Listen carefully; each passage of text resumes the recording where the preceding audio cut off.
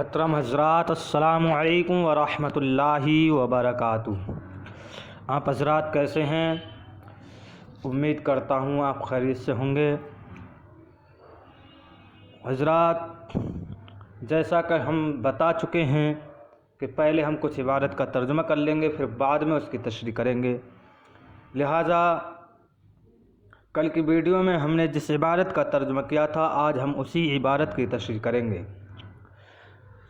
حضرات، بات چل رہی تھی کہ جملہ دو قسم پر ہے، خبریہ اور انشائیہ۔ خبریہ وہ ہوگا کہ کہنے والا جب خاموش ہو جائے گا اس جملے کو کہہ کر تو اسے سچ یا جھوٹ میں متصف کیا جا سکے گا، یعنی اسے سچا یا جھوٹا کہا جا سکے گا۔ یہ گنجائش ہوگی سچ اور جھوٹ کہنے کی۔ وہ دو قسم پر ہے، جملہ خبریہ دو قسم پر ہے۔ اول یہ کہ اس کا پہلے جو اسم ہوگا تو اسے کہیں گے جملہ اسمیہ۔ دوسرا یہ کہ اس کا پہلے جو فعل ہوگا اس کو کہیں گے جملہ فعلیہ۔ جملہ اسمیہ کی مثال یہ ہے کہ زید عالم، زید جاننے والا ہے۔ کسی نے کہا تو ہم اس سے یہ جو ہے گنجائش رہتی ہے کہ ہو سکتا ہے وہ جھوٹ بول رہا ہو کہ زید عالم نہ ہو سکتا ہے وہ سچ بول رہا ہو کہ زید عالم ہو۔ اور دوسرا جملہ فعلیہ، یعنی اس کا پہلے جو اسم ہوتا ہے، جیسے ضرب زید، یہ جملہ فعلیہ کہلائے گا کیونکہ اس کا پہلا جو فعل ہے۔ تو ضرب زید، کسی نے کہا یعنی زید نے مارا، تو ہو سکتا ہے وہ سچ بول رہا ہو سکتا ہے وہ جھوٹ بول رہا ہو، کیونکہ یہ خبر ہے تو خبر میں سچ اور جھوٹ دونوں کا احتمال ہوتا ہے۔ حضرات، تو یہ بات چل رہی تھی جملہ اسمیہ کی۔ جملہ اسمیہ میں ایک مسند الیہ بنتا ہے اور دوسرا مسند بنتا ہے۔ جملہ فعلیہ میں ایک فعل ہوتا ہے، دوسرا فاعل ہوتا ہے، اور اس میں مسند اور مسند الیہ ہوتے ہیں۔ مسند جو ہوتا ہے وہ حکم ہوتا ہے، مسند الیہ جس پر حکم لگایا جاتا ہے۔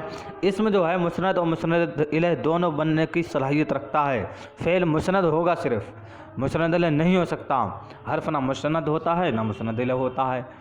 مسند کیسے کہتے ہیں؟ مسند ایک نسبت کو کہتے ہیں، سمجھو جیسے زید عالم ہے تو عالم کی نسبت ہم نے زید کی طرف کر دی، تو جس کی طرف نسبت کی جائے گی وہ مسند الیہ کہلائے گا، یعنی زید مسند الیہ ہے اور مبتدا بنے گا، اور عالم ہے یہ مسند ہے، یعنی حکم ہم نے زید پر لگایا عالم ہونے کا تو یہ مسند ہے اور یہ خبر بنے گا۔ جملہ اسمیہ میں مبتدا اور خبر ہوتا ہے۔ جملہ فعلیہ، ضرب زید، زید نے مارا، تو زید کی طرف ہم نے مارنے کی نسبت کی، تو جو نسبت کی جائے یعنی مارنے کی نسبت کی تو یہ ضربہ مسند بنے گا اور فعل ہے، اور زید جو ہے اس کی طرف چونکہ نسبت کی گئی اس وجہ سے اسے مسند الیہ کہیں گے اور وہ فاعل بنے گا۔ حضرات، آگے چلتے ہیں کہ جملہ انشائیہ کیا ہے۔ جملہ خبریہ کا جو اپوزٹ ہے، اس کے مقابلے میں جو بولا جانے والا ہے وہ جملہ انشائیہ ہے، یعنی اس کے کہنے والے سچا جھوٹا نہیں کہہ سکتے ہیں، وہ چند قسم پر ہے۔ امر ہے، جیسے اضرب، تو مار، سچا جھوٹا نہیں کہہ سکتے۔ نہیں، فعل نہیں ہے، لا تضرب، تو مت مار، اسے بھی سچا جھوٹا نہیں کہہ سکتے۔ استفہام، کوئی سوال، یعنی حل ضرب زید، کیا زید نے مارا، اسے بھی سچا جھوٹا نہیں کہہ سکتے۔ تمنی، جیسے لیتا زید حاضر، کاش زید حاضر ہوتا، یہ تمنی ہے، تمنا کر رہا ہے، اس میں بھی سچ جھوٹ نہیں کہہ سکتے اسے۔ ترجی، لعل امر غائب، شاید کہ امر غائب ہے۔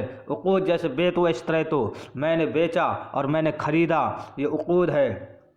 اور ندا، جیسے یا اللہ، اے اللہ۔ عرض، جیسے الا تنزل بنا فتصیب خیرا، کیا آپ ہمارے ساتھ نہیں اترتے کہ جو ہے آپ بھلائی کو پہنچو۔ قسم، جیسے واللہ لاضربن زیدن، خدا کی قسم میں زید کو ضرور ماروں گا، یہ قسم ہے۔ کہیں پر بھی سچ جھوٹ کہنے کی گنجائش نہیں ہے کیونکہ یہ انشاء ہے۔ انشاء میں طلب پائی جاتی ہے، طلب فعل کی یا کوئی اور طلب پائی جاتی ہے۔ تعجب، جیسے ما احسن و احسن بھی، یعنی کیا ہی وہ حسین ہے، کیا ہی وہ اچھا ہے۔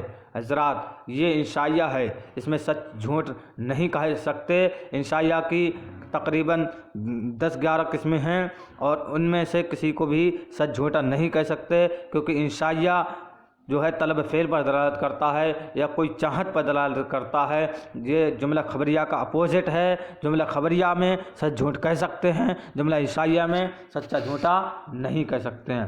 حضرات، آج ہماری یہ ویڈیو یہیں پر اختتام ہوتی ہے.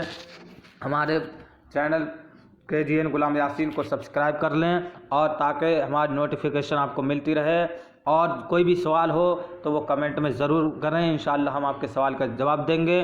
اور یہ ویڈیو کو زیادہ سے زیادہ شیئر کریں. السلام علیکم ورحمۃ اللہ وبرکاتہ.